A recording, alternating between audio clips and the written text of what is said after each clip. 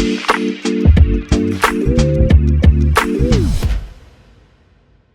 right, hello, and welcome back, Atlanta Sports Guys, on a Friday afternoon, 99 The Games. Garrett Chapman is here. Garrett, good afternoon, sir. How are you? Good, man. Good. Beautiful weekend. I have a day off tomorrow, and I'm so excited. It's just one of my very few days off that I think I've had in months, and it's an unscheduled one. So it's one where it's like, I generally speaking, like when I have a day off, I actually just, it's because I'm going to a wedding or I'm going out of town or something's happening. And no, this one was just a, hey, you're good. And I'm so excited. It's just a little weird. Do? The simple things in life, you know? What are you going to do? I mean, I already have like my entire day figured out. I'm waking up in the morning watching the Arsenal match with some friends. And then we're going to go to the Atlanta United match that evening. So it's going to be a lot of fun. A lot of soccer. That's a lot of soccer. A lot of soccer. A lot of soccer for one day. Yeah, man. There you go. No girlfriend involved in any of this. She has a whole girls' day. Okay. Tomorrow. So I'll see her when I do. Man, you're burning the girlfriend day when you're off the whole day. A rare off day, and Garrett Chapman not prioritizing the girlfriend. She already has a whole plan. She has a whole day plan with her friends. And it's a test to see how much you want to go above and beyond to see. It's a test. Maybe it's a test. Everything's a test these days, you know? I mean, as a married man, let me tell you, there are tests that you don't even know are tests, Garrett Chapman. Just when you think you have all the answers. Oh, I have no answers. I've come to that conclusion. It's a better way to be. Like I know nothing, and I know nothing. It's just people have advice. If you want advice from me, it's like I don't know. I'm still figuring it out on a day-to-day basis. I had Thai food for the first time last night. You had never had Thai food? No. What? What'd you get? Catfish. What in the East Tennessee is that? You said catfish? That's not Thai food. Do they have catfish in Thailand? Dude, there's so much incredible Thai food that you could have. You're telling me you grew up in Atlanta and you never went to a Thai place here? No. No, man. Okay. What you got to do? My baseline whenever I go get Thai food. And I'm serious, by the way, I did have catfish. Pad See-Ew chicken. It's like a flat noodle with like egg and broccoli and chicken. And it's like a sweet Thai chili sauce. Not Thai chili, but it's like this. Is it the ginger sauce type thing? No, it's not ginger. Okay. It's really good. I would really, really encourage you to do it. It's not. You can get it spicy. It's not super spicy. Not actually. It's really not spicy at all, but it can be if you want it spicy. But that's my baseline. I get it everywhere I go. That's like kind of like how I determine if it's a good restaurant or not. And I love Thai food. There's this one in Virginia Highlands that's really good. So that's the one we went to. The one that's in the Highlands is the one we went to here in Knoxville. Oh, is it Surin, chain? I think that's what it's called. Surin. I know Surin, Thailand or whatever. Yeah, that's what it was. We went over there. Is that the one in Virginia? That's the one in the Highlands. Oh, I was there like a week ago. Okay, it's really good. Yeah, my friend. I love Thai food. Wait, so you seriously had catfish? Yeah, I did. It's called like not succulent, but it was called something catfish, and it's really good. My wife was very upset. I bet it was delicious, but I mean, my wife was upset that I went with catfish. I'm a little upset that you went with catfish. It's okay. It's like you go to a steakhouse and get chicken fingers. Well, sometimes I'm feeling like chicken fingers. It's fine. Just don't go to a steakhouse. Why? What if I want the chicken fingers from a steakhouse? Then don't go to a steakhouse. Go to Chili's. Hey, don't get me started. Now, let me tell you about a perfect menu, folks. Oh God. Chili's. I could eat every day of the week. Never get tired of it. Oh, brother. Like, Chili's has something for every day of the week. Chili's is the rare, perfect menu. A lot of restaurants look for it. They never find it. There are always some misses in a lot of restaurants. Chili's it's all has frozen no misses. food, man. They just put it in the microwave. No, I don't care what they do with it. It's all delicious. You could not tell me you would not enjoy every single item on a Chili's menu. I mean, the food it's very expensive, and it's like it's not that great, dude. I don't know. I'm not a big Chili's guy. Bad. I'm saying if you got anything off the menu, do you think you would not say this tastes good to anything on the menu? I literally eat anything that's put in front of me.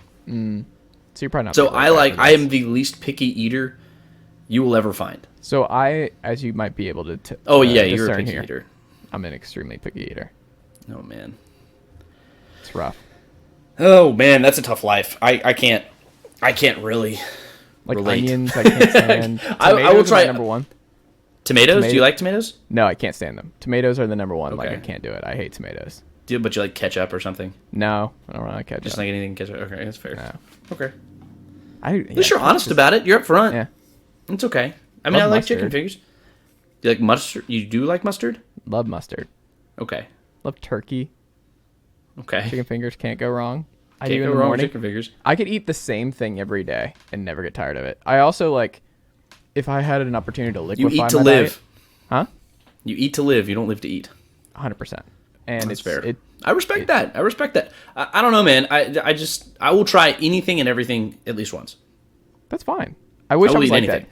It's like one of those things where it's like, I know I'm weird. And that's what I tell my wife and everyone around. I'm like, I understand that I am the odd man out. Y'all are more normal and more adventurous. I wish I were like you. I am not that guy. I respect it. I respect it. I just can't. Can't do it. Give it a try. Patsu chicken is one. That was the meal that got me into Thai food. I had and chicken it's not- Penang. My friend who we were with last night got this. It might be close to it. Chicken Penang. I don't know. Okay. Something like that. It's kind of That's spicy. delicious. It had curry in it. Okay. Do you like curry? No. Do you like butter chicken? No. It's Indian food.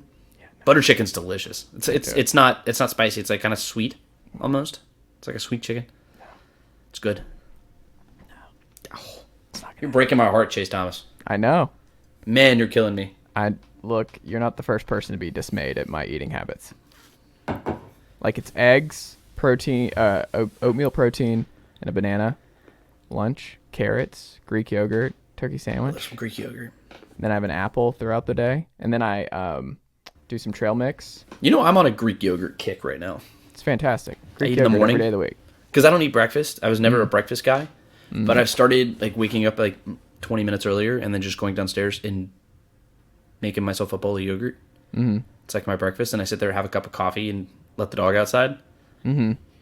Kind of Hold nice. on, if you're starting your day with coffee and probiotic yogurt, I already know. man. I already know where this is going, Garrett Chapman. I already know what happens after. Oh, man. I'll give you the G version. Yeah, there's only one way that story ends. Oh, man. Each and every day. Speaking of things that only end one way, the Nate McMillan tenure in Atlanta, it was going to end with a firing, and I said on the pod, I did not remember before the year, you Garrett and I or you Max and I said I don't think he'd make it to the end. I said in the pod, I was like, I don't think he's the right guy to make this all work. Like it was going to be very difficult to appease DeJounte, Trey, and just make this thing all work smoothly. Like it's just doesn't mean it can't, but I just did not think he was going to be the guy to be able to do that. And now it looks like it's me, Quinn Snyder, and we were texting in the group chat this week where I was like, because I listened to the whole Landry Fields press conference, and it stood out to me that it was not going to be a normal coaching search where it was like, oh, I got the sense that he really was serious about the in-season hiring, that he was not going to just burn the rest of this year and just go into it with Prunty. And this is like a common thing in hockey.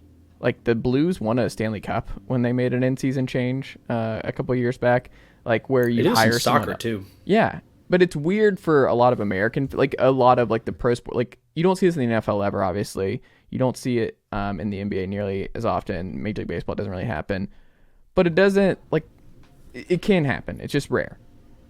I'm okay with it in this instance where it's like, look, you have a lot riding on this fit with DeJounte and Trey. Mm-hmm. You've already mortgaged a lot of picks, a lot of the future to what you have right here.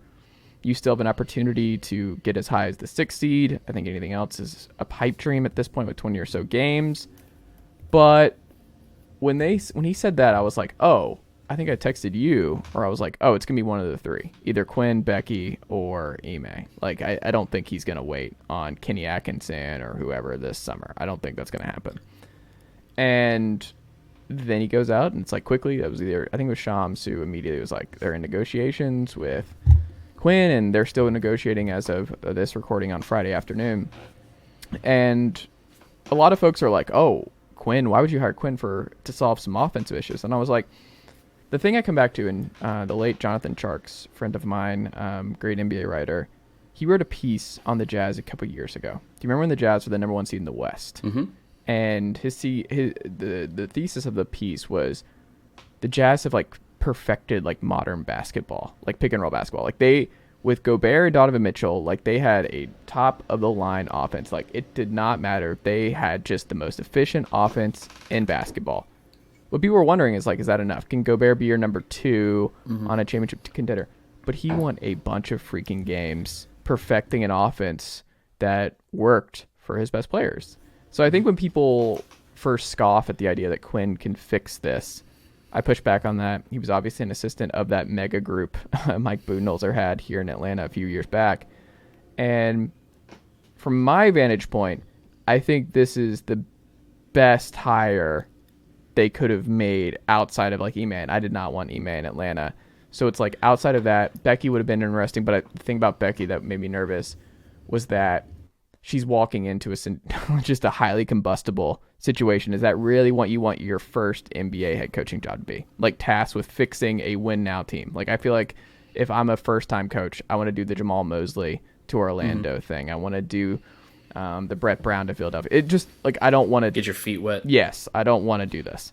'Cause it's a big ask. Yeah. And Quinn's been there. He's won a bunch of regular season games. Not as much playoff success, but again, I think it comes down to like he kind of maxed out what the Jazz could be with Gobert as your number 2, and Donovan Mitchell I don't think is a top 5 player in the league. I think he's top 10, top 15, somewhere around there. Number 1 seed in the West. Like this is, I think, by all intents and purposes, I think if you're a Hawks fan today, you're excited. I think it's kind of weird for the Prunty era for the next couple nights. Like I don't know what this team's gonna look like and what they're gonna run and all that kind of stuff, but like. Would you agree with that sentiment, Garrett? Would you agree with that perspective of the Quinn hiring here? Yeah. The more I think about it, the more it like I was in doing Dukes and Bell earlier this week, and the more I talk to those guys about it, the more it's like, yeah, like he only has 100 games or so to be the head coach of the Atlanta Hawks with DeJounte and Dre.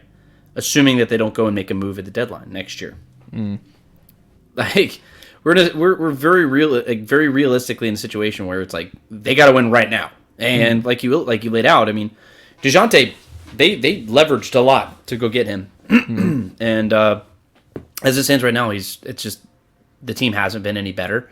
And so what do? You go get a guy who can make you better, and it's not like basketball's not like football. Like you talked about, like in season replacements and stuff like that.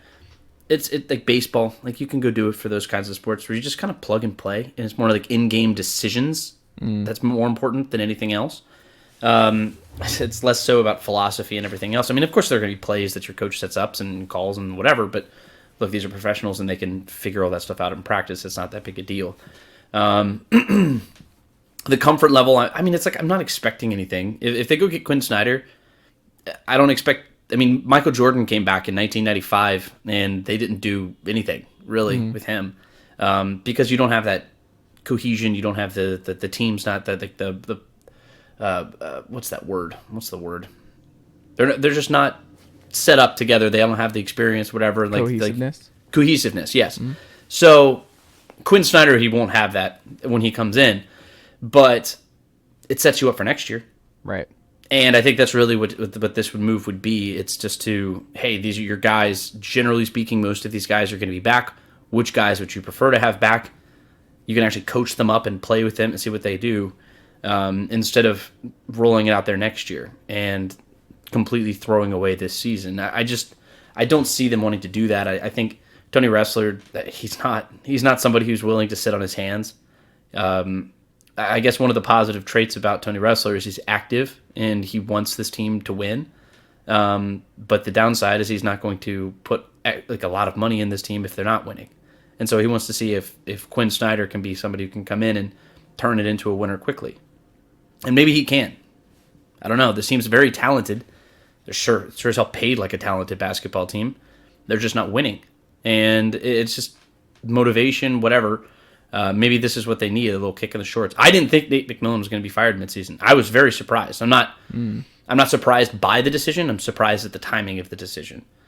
Well, what did I say last week in the pod where I was like, they quit? What? Like, they Hornets quit. And Knicks, no, they gave up. And the fact that he mentioned, I think Landry mentioned, like, the Charlotte and New York games, I'm pretty certain he cited them, and it was like, oh, that was it. That's what I'm saying. Like, it was over. I don't know how you bring him back for those last 20 games. It was weird. It was a weird situation just with Nate. I mean, it looked like he'd made the decision that he was going to retire. Like, I'm speculating, but it just, I mean, he's won hundreds of basketball games. He's had a fantastic NBA career. It's not worth it for him anymore, and it's just so combustible, and it's just he's getting the results aren't showing up, the players aren't getting along, and I can't imagine that it was a fun place to go to work every day, So I feel like he quit, and I don't blame him. Based off of the things that I've heard about Trae Young, hasn't been super great. So I mean, look, I think that if they can come in and get a guy, I mean, this Joe Prunty era. It's going to be 2 games, maybe 3 games, assuming that he coaches through the weekend and then Quinn picks it up next week. I don't know what that timeline is going to look like. They're going to want to get him in here as soon as possible. I mean, this is probably the fastest coaching search I've ever seen. Like, it's been 3 days, and they effectively have their next coach. It's just a weird circumstance where you have 2 guys who are very qualified, just out on the open market. Mm-hmm. And you don't have to do anything else. You just sign them up. And I love that. I think it's kind of serendipitous almost. But, let's see what they can do when they come in here. I like the idea of bringing in like a creative pick and roll guy because that's what this team's bread and butter has been in the past. Yep. When Trae Young is playing his best basketball, they're playing that high pick and roll. Mm-hmm. And he's so effective in that. And I'd love to see that come in here into Atlanta. And maybe we could see them turn something around and figure something out. I mean, 23 games. We'll see what they can do. Yeah, I think the winners of Quinn Snyder in Atlanta is Trae. I think Trae will be a priority, like you said, just with pick and roll basketball and him and Capella. I think you're going to get a bunch more of that. Oh, DeJounte too. DeJounte. Yeah. DeJounte is a very adept pick and roll ball handler. I mean, we got a John Collins. I mean, this team has so many weapons that are so versatile in that way. Well, here's what I'd say. It's funny you say John Collins. I think he's a loser in this. Because if you watch those Utah teams and the spacing that Quinn is going to expect, I don't think Quinn, and maybe you won't see this in the final 20 games here in the playoffs, but like my gut tells me Quinn goes into the offseason with the plan of Trae, DeJounte, DeAndre, AJ, and Capella, just because Capella and Trae, and like you just kind of have to. And that's the 5.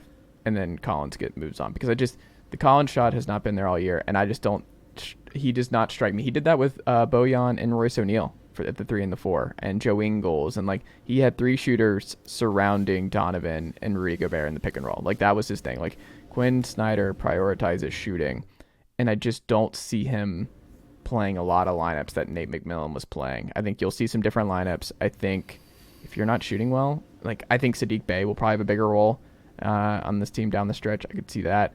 But like I said, I think AJ Griffin is a big winner here. I think John Collins is unfortunately probably a loser. I think DeAndre Hunter's a winner. I think he should be better. Mm-hmm. And be asked to kind of not do less, but just kind of understand it's like you're Royce O'Neal on this team. Like that's what you just need to be, and like that's okay.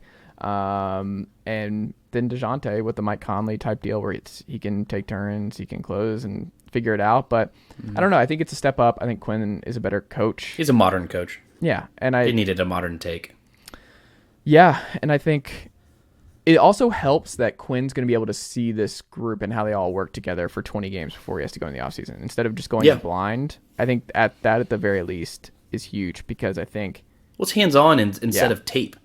Yeah. I mean, you can learn so much from tape. I mean, if you're actually in the field coaching these guys and seeing them in real game situations, and you have a built-in excuse, so you can try stuff. You can do whatever the hell you want to. All of it's just learning. It's just like setting. That's it. That. Yeah.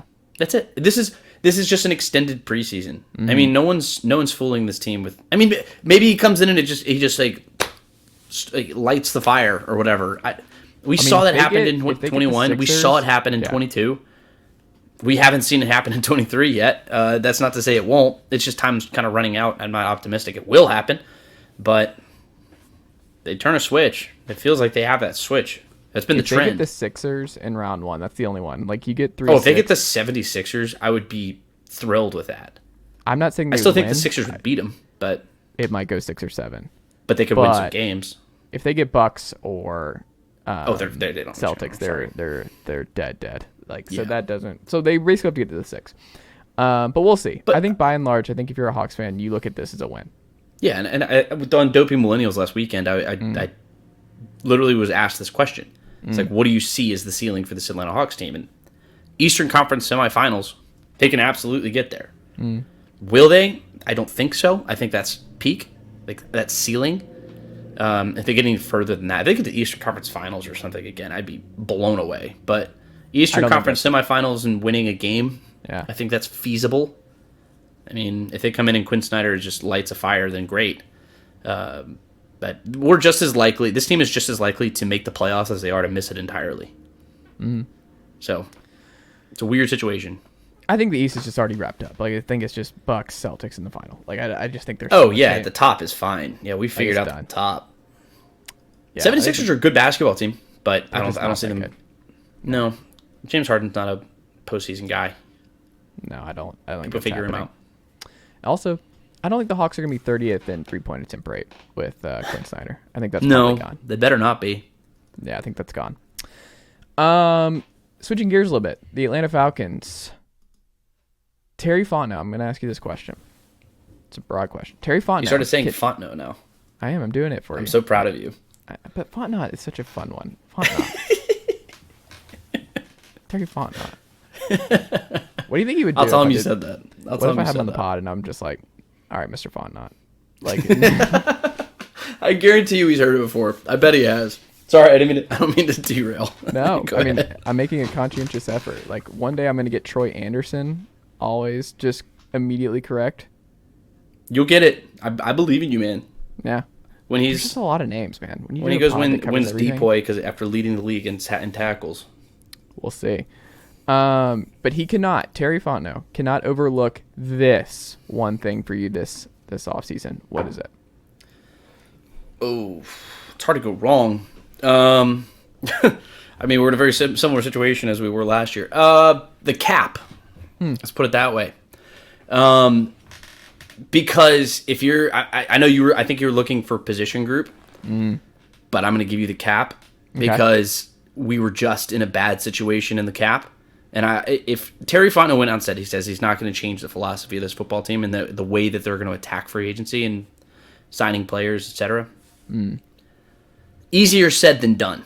When you have a big fish out there, like if you want to go get Jadeveon Clowney or Yannick Ngakoue or I don't know, I think we'll talk about some other players, Bates, like whatever. Then you might have to spend some money, and that's just the case in free agency. Is Terry Fontenot going to stay cap conscious and just be aware and not just throw money at problems like the old regime did? And if he can stay in there, keep the cap in a reasonable number, then I think that's a success. Because you can go get, he's already shown he can go get talented players on a budget. Just keep those principles, expand them a little bit, get your dollar signs up, but don't go crazy. I mean, we don't. You got Arthur Blank's credit card, but it's not an Amex Black. Like it is definitely it has a max. So just be cognizant of it. Yeah, it's closer to my kind of credit limit. There you go. In Black, yeah, not anywhere close to that one. I love this. So did you look at the Justin Mello full mock for the Falcons that I sent you? I looked at it briefly. I will look at it again. I love this mock. The reason I want to talk about this mock, you and I, we love mocks. I love a good mock. Do you listen to Daniel Jeremiah where he cited was the deepest part of this draft this year today? Did he say quarterback? No. Okay, what did he say? Corner.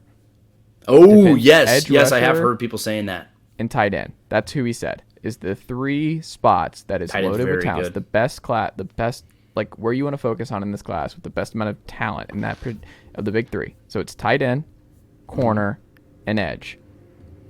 I think that's pretty good if you're a Falcons fan. And then when I looked at this draft, because we've been trying to figure out what the Falcons do at 8, right? Yeah. He has them taking Joey Porter Jr. at 8 overall. I think that would kind of make some Falcons fans raise their eyebrow because they're like, well, there's a lot of good pass rushers. Why wouldn't we just go edge? Casey Hayward coming off an injury. There's not a lot of depth here at this corner spot. You can never have too many corners.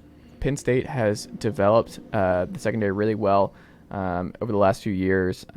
They've been solid. Manny Diaz came in, was fine.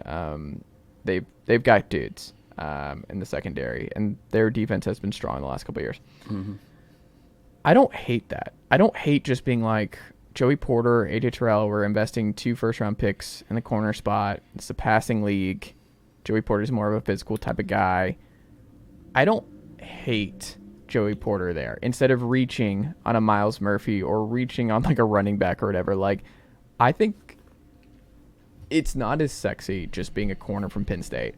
But like, if I had to bet on productivity and taking pressure off AJ Terrell to just be on an island and lock it down and just add some depth and not also put a bunch of pressure on Casey Hayward to need to be the dude next to AJ next year, I don't hate this. So when I was looking at it, I'm like, this is not bad. And then you still get an edge that a lot of folks seem to like, and Felix Uzoma is what I'm just going to say. Highly productive at Kansas State, though. It just, I don't hate that. And then the only thing I don't like is Kenny McIntosh in the 4th round.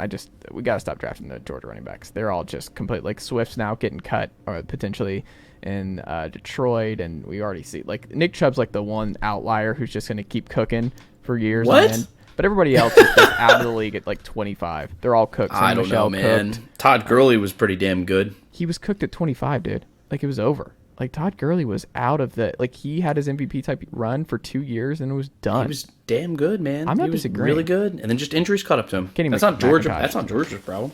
I'm just staying away. Cedric Tillman, though. Big bodied receiver. The kind of guy... He's a good player. 215. If he can stay healthy. Yes. And if you... Like, he seems like a Terry Fontenot type of guy. Arthur Smith type of guy. The long guys. Remember, who did they bring in who just ended up not being a factor at all? We were like, oh, what if... was it Brian Edwards? Edwards? Yeah. Braylon Edwards? Or, Brian Edwards, right? Brian Edwards. Brian. Braylon Edwards is a different player. But a big receiver. Another big player, yeah. Yeah. I don't know, but what do you think of Joey Porter or a corner that they love at number 1, and what do you think of the rest of this? I mean, I've actually thought about it. I mean, I think we've discussed it a little bit, taking a corner, just like with the idea that you go get the best cornerback available. Mm-hmm. You take the number 1 cornerback on your board, and then instead of like the 3rd or 4th or 5th best edge guy or defensive lineman. I mean, it's like in a situation, it's just it's just not sexy. It's not super exciting. It doesn't really move the needle, but Joey Porter, I think, has a very good chance of having a long, illustrious NFL career. And at 8 is a little high, in my opinion, for him. At this point, but the thing is, like, if you're gonna go take a cornerback, might as well trade back a little bit and get some assets if you can, if somebody's interested. Like, say, Anthony Richardson's still on the board, and it feels like he's spiked up draft boards, by the way, which has been insane. He's so talented, but he's a work in progress. But if you really want to go through and like somebody falls in love with that guy, then he's still on the board at 8, then you can potentially go get some solid picks and trade back, and then still take Joey Porter. It just depends, really. I'm still of the opinion that you need to be building up the trenches on offense or defense. I like the idea of a cornerback, but this is a deep cornerback draft, and you can go back later in this draft and go find a guy like that in the 2nd, 3rd, 4th round. Casey Hayward will be coming back. It's not necessarily the biggest, most pressing need for the team. We need depth at that position. I don't know if you need the 1st overall pick. Like, if they did this, I'd be fine. But I want to see them get bigger and better on the defensive line, especially the defensive line. And then maybe the offensive line too, because Kaleb McGary, I'm not 100% convinced is going to be back in a Falcons uniform next year. Well, I'm not 100% convinced. I'm just not convinced yet. So you don't think Kaleb McGary gets tagged by the... See, I did. I was all the way on board franchise tagging him. I was. And then I realized that it's $18 million. So this isn't a you don't think the team will. This is a you wouldn't do it type of deal. I'd sign him to a smaller contract. So who gets the tag then if it's not Kaleb? You don't have to tag anybody necessarily, but yeah, who else would even be in that position to go get a tag? That's what I don't know. You don't have to tag anybody. You don't have to. Falcons franchise tag options. Well, why? What do you think is the right number? Kaleb McGary is the only guy who I could see actually getting the tag. It's the only one that makes any sense. But I don't think he will. That's all. I just think it's more in the Falcons' interest to sign him to a contract or let him walk. 1 year, you saw what he was capable of. I'm not comfortable paying him $18 million. He'd be the second highest paid person on an offensive line behind Matthews. Do you know what the tag was on offensive lineman in 2013? Say what? Do you know what the offensive lineman tag was in 2013? Oh, I couldn't tell you. $8 million? Very close. $9 million. Oh. How it's doubled? Mm-hmm. Kept up with inflation, I guess. Yeah. I don't know. I think he stays around. I think they're okay. I think he'll be here. I think he'll be here. Yeah. I think they'll sign him to a contract, though. I wonder if they still address it, though. I wouldn't be surprised if they still draft the tackle. It would not surprise me at all. Not at all. Yeah. I mean, you can go through and the kid out of Ohio State, you get Broderick Jones out of Georgia. I mean, there are some really good tackles right there. I know there's the Skorinsky or whatever from Northwestern, however you say his name. He's more of a guard, and I'm really not super excited about drafting a guard at number 8 overall. I know it's been an issue, but I'm not taking a guard at that position. I just still, my heart is so set on trading up and grabbing like a Jalen Carter or a Will Anderson. I just so desperately want that to be the case that's what this team does, because those two guys, in my opinion, are the best players in this draft. They're just not ready. Like, they're not ready to trade up. They're not like a Jalen Carter, Will Anderson away. Like, I don't think this roster is deep enough to give up picks that they need to continue filling out this defense. Yeah, they need to fill out the roster. Of course they do. But the thing is, it's like, the only way that I see this becoming even remotely feasible is if you have a run on quarterbacks early in this draft, which is possible. It's possible, especially with, that's why I love this Anthony Richardson stuff. AR is shooting up draft boards. Will Levis is shooting up draft boards. I mean, and you have Bryce Young and CJ Stroud. Hell, take 4 quarterbacks in a row. Take all 4 of them. And then we have 5 and 6. I could trade up to 5 or 6 to go take one of these guys. If Jalen Carter drops to 5, I'm picking up the phone and I'm going and getting Jalen Carter on my team. I'm going to go get Will Anderson and put him on my team. Because this team needs dudes as much as it needs bodies. And I would rather have a dude than a body. I'm just nervous about trading up anything for a team that I still don't think is anywhere close to contending. I mean, I would be more. You will get immediately better. You will be immediately better. If I would rather have Jalen Carter than whoever I'm taking in the second round this year, and whoever I'm taking with that 8th overall pick. How much would it take? It's like a future 4th, a second round pick, and then the 8 overall pick for 5. That's plenty. Just my philosophy though is just I don't believe in trading up unless it's like a quarterback. I just don't think you trade up unless it's a quarterback. I don't think anybody else is that worth surrendering multiple picks for in this league. I would never. I disagree. If it's a game changer, if it's a guy who will make your team dramatically better, generally speaking, a quarterback is the most adept person at doing that. But I think Jalen Carter would have an immense impact on this football team. I don't know. I don't know how many snaps he's doing a night. I don't know. They said this. I don't know. I especially a defensive guy in this kind of league. I don't know. I'd be nervous about it. Last if you trade to 5 or 6, but you see what I'm saying. I'm not saying trade to 1 or 2 or 3. Like, I'm not going to do that. But would you give a future first to trade up to 5 or 6? No, you wouldn't have to give up a future first. We don't know that. We don't know. If they ask for a future first, I'm hanging up the phone. Yeah. Like, that's ridiculous. They're not getting a future first. They'll get this year's second, and then they give them, like, you can give them a third round pick. Yeah, I wouldn't give up a second just to move up a couple spots. Second might be a little rich. You can give him a third, and then maybe a third round next year. He better be good. I'd rather sign me up. Just give me a corner. I also like Witherspoon. I like the corners. Devin Witherspoon. Big Ten, developing corners better than everybody else. Last thing on the Falcons, though. Jessie Bates has dinner with some Falcons. Does he make sense? It's basically a foregone conclusion out of Cincinnati that he is not going to be back. Falcons have a lot of cap space. Richie Grant locked in at one spot. Jalen Hawkins is fine. But if you can upgrade there, you want to upgrade there. Jessie Bates has been really good in Cincinnati. I think that's a home run, like, lead guy this offseason. Like, if you bring in somebody like Jessie Bates, Super Bowl player, has been really good in the last few years in Cincinnati, addresses an immediate need, get some actual proven veteran guys that you know you can count on. Like, that defense does not have a lot of those. I love the idea of investing significant resources into Jessie Bates this offseason. Define significant. I mean, long-term contract, using a lot of the cap space on Jessie Bates. Like, I think if he costs a pretty penny, I'm okay with prioritizing Jessie Bates over an edge guy or something like that. I would rather, especially a linebacker. I'm out on the linebacker thing. Like, they already have enough, and linebackers are just not that important to me anymore. I would rather focus. It's just this league. Everyone runs 2 linebacker sets. Like, everyone's always in their base as the nickel, and I don't value running back. Safety who can run. Yes, safety who can do a lot of different stuff. And Jessie Bates versatility. Yes, and I like that. And I think they matter more. I think a great safety matters more than a solid veteran linebacker. So give me somebody like Jessie Bates. I love this idea. This would be a big win. I think it's fine if it's affordable. I mean, if it's super exorbitant, like if it's a lucrative contract, then no, I'm out. But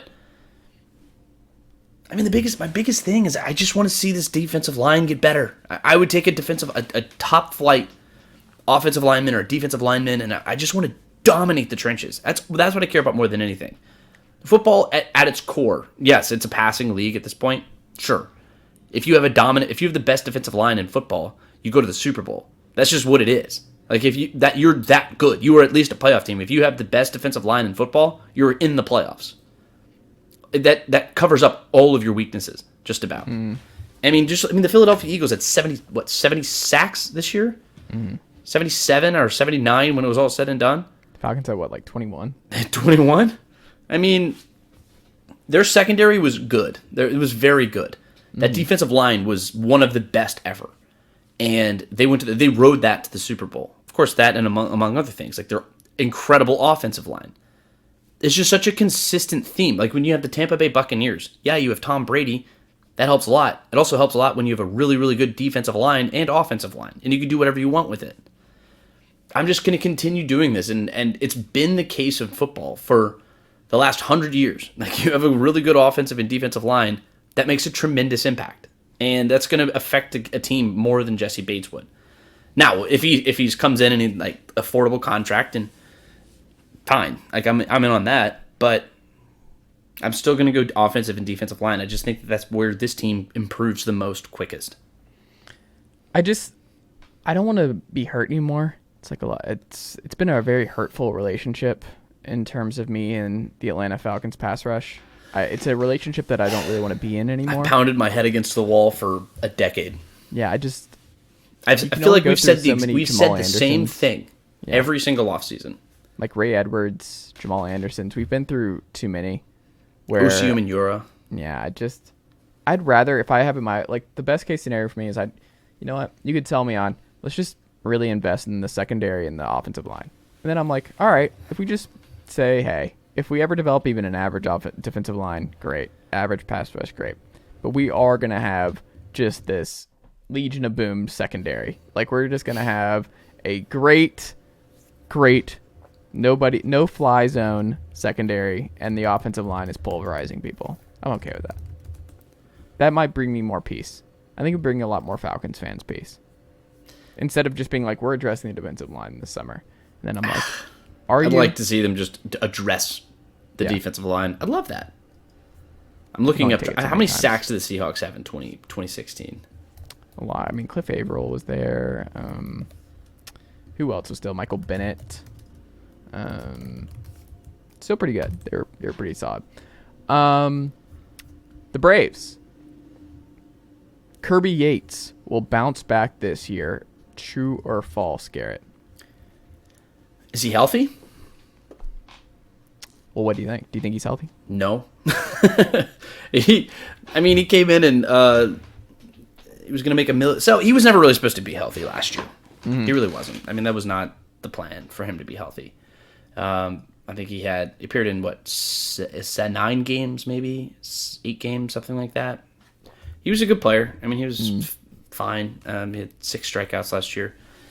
When he is healthy, he's really damn good. He just had the injury in 2021, didn't play, and then 2022, he appeared in 9 games and didn't really have a full ramp-up period and wasn't really a focal point of this team. I mean, he's also 35 years old, or 36, I guess, this year. So we'll see what he can actually do. I expect him to be better.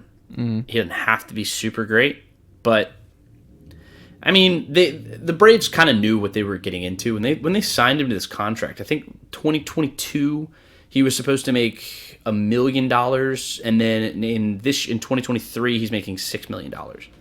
So that and then he has the option for 2024. That screams to me that they knew that he was not going to be involved in 2022. And 2023 they were going to ramp him up and play him like normal. And he's been largely effective throughout the majority of his career. I mean, this guy was a legitimate Cy Young candidate when he was playing in San Diego. He was an all-star. It was the only all-star appearance of his career, but he's been very good out of the bullpen. And I think that having more consistent guys like that in your bullpen is only going to be better. But if we can get, 50 innings of work out of him, sign me up for that. I'm happy with that because this team, this bullpen has so much depth. Joe Jimenez is going to be a stud for this team as the new setup man.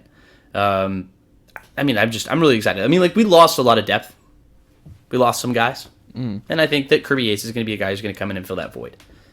Like, Luke, so you're not worried about the bullpen gone. at all? I'm going to miss him. You're feeling good about the bullpen?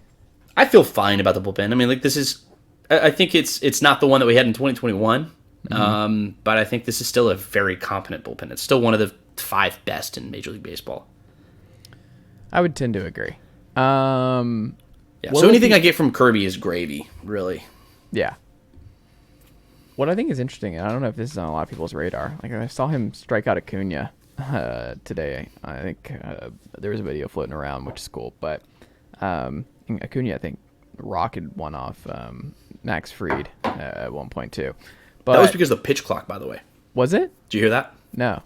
So Max Fried was all the pitchers have been pitching with pitch clocks. And Max got to a spot late in a pitch clock and then just sort of threw a panic pitch. And Ronald just... That's going to happen a lot this year. It might early in the season. After we get kind of used to it, they're going to get used to it. Yeah. And I think they're going to figure... They're pros. I'm not saying like bullpen guys are probably... Because they're not in all the time, so they don't get that rhythm. Maybe. Being used to it, where they come in and they're not used to the high-pressure situation and with the pitch clock, that they throw some silly stuff and just get wrecked. Yeah. I think scoring's going to definitely be up this year. I think scoring's up. I'm fine with that. Because the offense was down significantly. The offense was bad last year across the sport. Offense was down. I mean, I think the Braves will be... They go get Sean Murphy, and I think that was forward thinking. Because, I mean, did you see the videos of that man throwing? That guy's got a cannon. Oh, man. He's going to be great.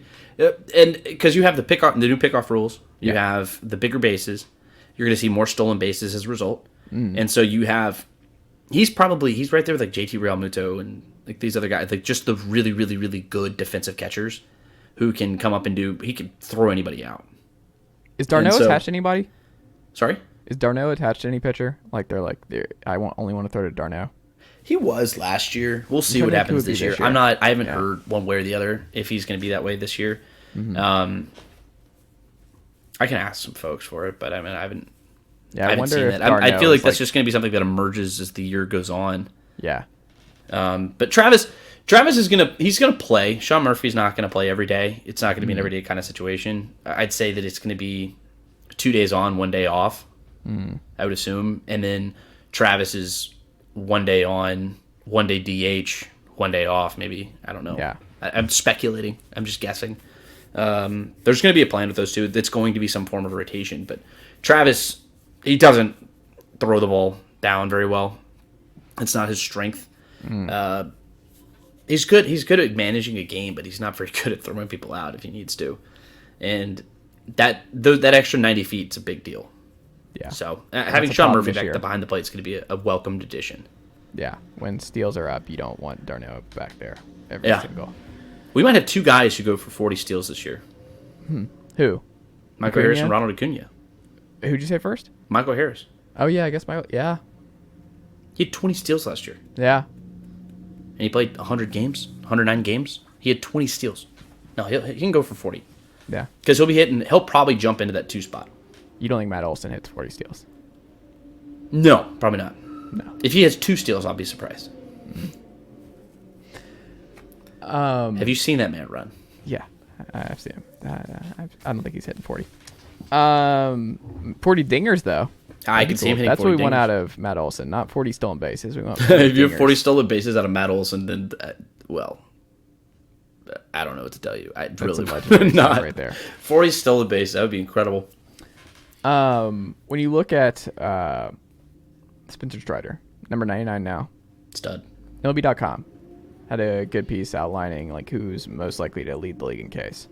Spencer Strider's up there at number 2. It's like him, it's Garrett Cole, it's Carlos Rodon, but Strider is there, and it's kind of wild that he's just folks are penciling him in like that's NL Cy Young candidate territory. But you watch him. I mean, that was the thing about him last year. You just kept waiting for the strikeout stuff to go away. I mean, he's a 2-pitch guy, and it just doesn't matter. The heat and the slider is all he does, and it just hasn't Just works. mattered. Like, do you see that as a possibility? Do you think Strider could lead the league in strikeouts this year? Yeah, absolutely he could. I mean, he'll be on that short list if he stays healthy and does everything the full season. If he picks up where he left off last year, he had like a 38% strikeout or K rate. That's incredible. I mean, he's going to come in and he's going to do big things. And I mean, I was like you. I kind of kept waiting for the drop off. You know, like, because rookies aren't supposed to be that good. You're not supposed to come into the major leagues and just be that good that quickly. And it just never came. And it's because he throws triple digits for the course of an entire baseball game. And his slider is killer. It's a put-out pitch. And he does, it's so good. And it's what he's been able to do in such a short period of time it's just been incredible to watch. And he was second in the Rookie of the Year voting, which is it was equally as crazy. Just what Michael Harris was doing last year.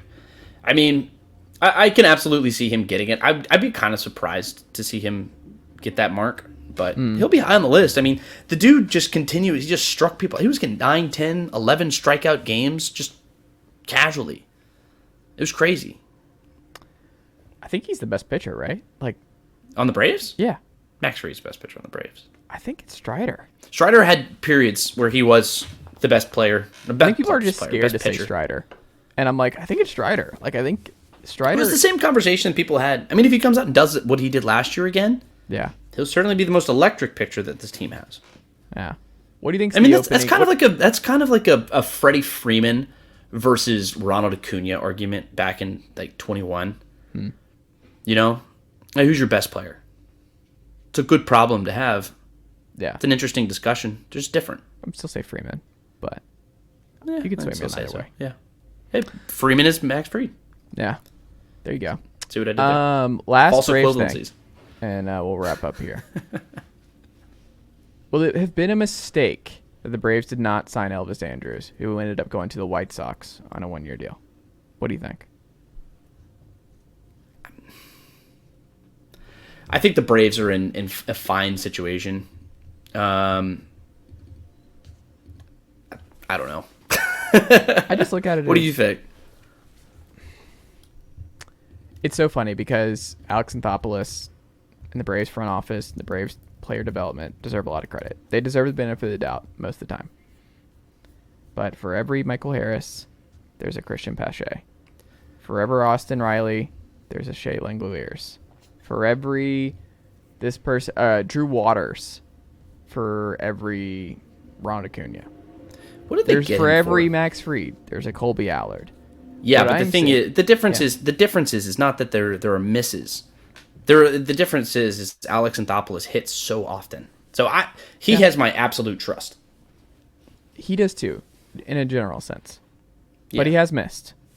Sure. The Ozuna extension and signing was a miss. Like, that was an objective miss. Eddie Rosario being brought back last year was a miss. I just wonder. Von Grissom worked with Ron Washington off season. We're all rooting for Von Grissom to work out at short. Sure. I don't know. Elvis Andrus would have been nice to have as like a failsafe. Like, I'm not as like, for what it costs to bring in Elvis Andrus. He has some pop in his bat, a veteran. I just would have felt a little bit better because you are going to be. You can't wait on Vaughn. That's the problem for him. Is you're not gonna. It's the James Wiseman type deal in Golden State to an extent, where the Braves have not lost to NL East since Alex Anthopoulos has taken over. The Mets were in first for the majority of last year. They got better this year. The Phillies just went to the World Series. I just think this is going to be such a competitive division at the top that if Von Grissom's struggling for 2 to 3 months, hard decisions are going to have to be made because you're like, we can't just wait on this kid, unfortunately, because we are trying to, like, if he's having trouble in the field and he's just airs and the Braves are like 7 games back of the Mets or something in May, and you're like, okay, we're starting to pattern, or it's like 10 games in June, and you're like, and Vaughn's just not working out, and there's a significant drop off from what we saw from 2022 Dansby to 2023 Vaughn. There's going to be a lot of pressure on this kid, and I just kind of worry that there's no veteran fallback option like an Elvis Andrus who wouldn't have cost a lot.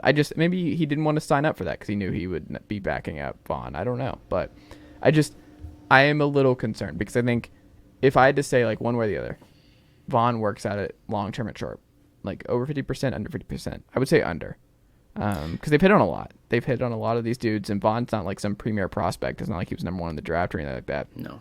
Late round guy. Pop for him. The bat flashed last year, but we haven't seen it. Shortstop. He's big. It's one full offseason with Ron Washington, and they're like, good to go. Dancy's been playing short for a really long time, and has been a good defensive shortstop for a really long time. I think it's just asking too much of the kid. Like, I feel like I'm going to end up feeling bad for him this year. We're not asking him to come in and be Dansby Swanson. We're asking him to come in and be... He can't be much worse. He can be. I think... Because they can replace the wins elsewhere. We talked to Alex Anthopoulos on the station. Though. We talked to Alex Anthopoulos earlier, and he says he said very bluntly that he's, like, unasked. We didn't even ask him. He's not afraid to send Vaughn down to AAA. Mm-hmm. But then he's just not, because we have the options left. Like, we can do it if we need to. Who's playing short in that scenario? Heredia. That's not. No, it's fine. I mean, it's not very good. That's disaster. That's not disaster. Disaster is if there is a scenario in which this does not end well. Yeah. And I think that adding more depth at shortstop would have been optimal. I think that's fine. I also believe that we were in the situation with Austin Riley. And we had the bad season with Austin Riley. And look, people wanted to upgrade there too. Sometimes you just got nervous. There was a long track because you have to look at it. You can't look at it. We're all only looking at 2023. Yeah. Alex Anthopoulos' job is to look at it for 2023, 2024, and every year beyond. Who gives you the best chance to win? Elvis Andrus or Von Grisham? I think Elvis. Right now, I'm saying Von Grisham. Over the course of that period of time, I don't know. Maybe. Elvis Andrus is also 35 years old. 33. Is he 34? No, he was 33 last year. Let me look. When's his birthday? I'm pretty sure he just turned 34. Just turned 34. So, or last August he turned 34. Right around the corner. Fine. But there's the first thing to go is your defense at shortstop. And I don't know what Elvis Andrus was going to give you outside of it. He was just Mr. Consistency. That's fine. That's okay. This is as much a play for upside as it is a play for this season and trying to and mitigating your risks. I think that Heredia is pure and simple, just, I don't know, the worst case scenario. Like, Von Grisham doesn't work. Fine. Send him to AAA. Let him get figure some things out. Figure it out at the trade deadline. Go pull in some utility guy. It's not optimal. I don't think it's great. And hopefully that's not what the Braves have to do. But I also don't expect I'm not expecting Von Grisham to do anything more than come in here and hit 250 and maybe hit 15 home runs and steal a couple bases and get on base 35% of the time. That's fine. His defense has got to be good, though. His defense just has to be baseline. If he's baseline, fine. Then the Braves are fine. Because Ronald Acuña's coming back. He's going to help with that win share. You have Ozzy Albies is coming back. He's going to help with that win share. Like Marcelo Zuna, Eddie Rosario, even those guys even regress to the mean even just a little bit. Like if they come back and are just closer to what they were in 2021, which is just average, Marcelo's case 2020, then this team is more than enough elsewhere to go pick up some wins. I'm not putting it all in Vaughn. Vaughn's not going to make or break this season. He would have to be a disaster to do that. He plays an extremely important defensive position, so he has to be good and he has to be competent. But Ron Washington, I trust what Ron Washington can do. He's worked wonders before. I mean, like he's consistently produced elite defensive infields. He's done it time and again.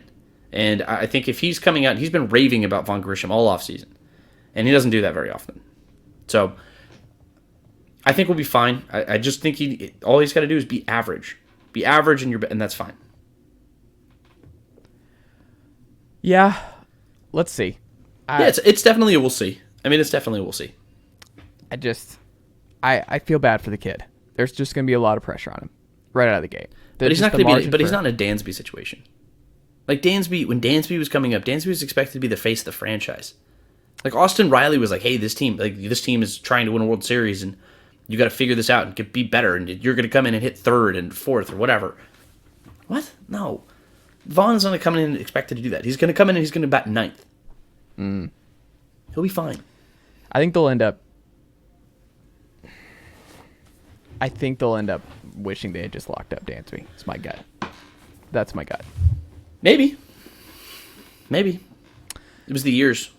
Yeah. We'll see. Years. Yeah, it's definitely we'll see. Garrett Chapman, what can the good folks check out from you over at 99 The Game this week? 247 Sports. What do you want to plug as we wrap up here tonight? Oh, we got a busy day on Sunday, so I get a day off on Saturday, but, back to work, back to the grind on Sunday. We got a show, so come check it out. 12 o'clock. Come on through. There you go. You and Kaleb Johnson?